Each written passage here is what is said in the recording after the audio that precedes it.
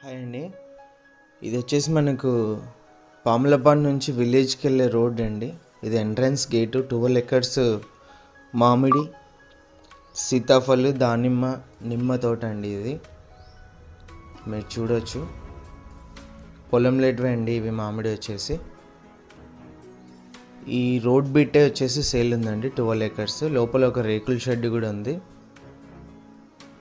స్టార్టింగ్లో వచ్చేసి మాడి చెట్లు వేసారండి. డ్రిప్ సిస్టమ్ కూడా పెట్టారు. 4 బోర్లు ఉన్నాయి, ఒక బావి కూడా ఉంది. చుట్టూ ఫెన్సింగ్ కూడా ఉందండి. ఇవి వచ్చేసి సీతాఫలం.